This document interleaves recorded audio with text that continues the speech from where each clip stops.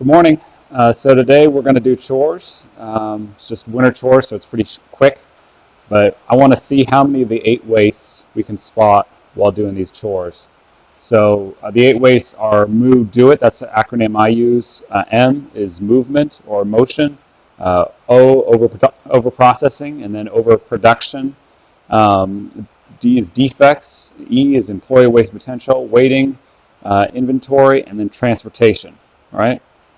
So the first waste I have is I have to walk over to the brooders, right? And so that's transportation of me or any of the tools or feed that I might need to bring over as well. And this is something that transportation is a waste that's hard to avoid, but it's great to minimize any chance I can get. So I got to think about, do I need to bring anything over there? I don't believe so. So it's just me. And then how fast can I get over there?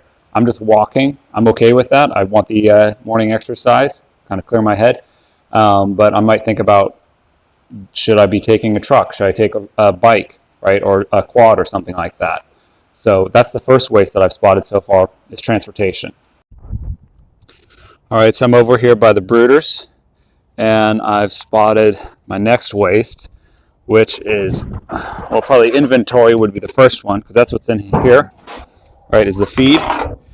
And I've tried to reduce this as much as possible by making sure that I don't have too much inventory here, right, because if this lid blows off, right, I get water in here, I get mold, and then this is wasted.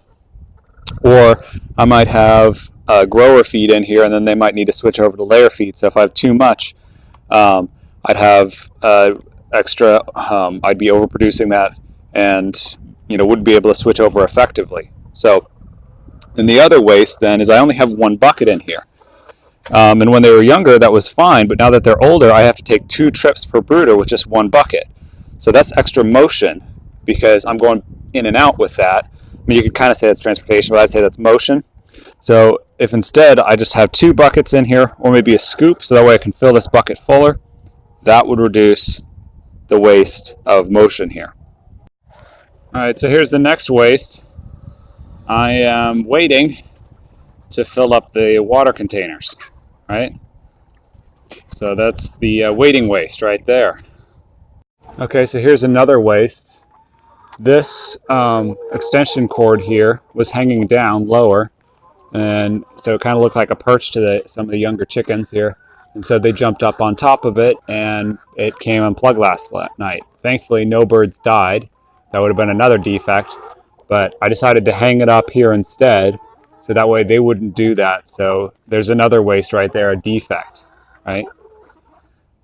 Okay, so far we found transportation, motion, inventory, defects, and waiting. And in all of those, I'm not working to my full potential, right? So that's employee waste potential. I could be doing stuff that could be making me more money, right? Moving the farm forward. There could be waste that I'm just not seeing, like over processing. I could be doing things that my customer doesn't want or that aren't necessary. I could have overproduction, right? I might have more birds in there than I really need, right? In which case, then I'm working more than I need to, and my customers, maybe don't want that many birds. So that all comes down to planning ahead, making sure that I'm balancing that. But you can see, even though I've done this every day for like the last couple months, there's improvements there. I could get a better feeder setup. I could have a better water setup, right? All of those little things. Chores normally take me, 15, 20 minutes in the morning. But what if I got that down to 5 minutes, right? You spread that time over a couple months, that's hours of work saved just by making a couple smart improvements.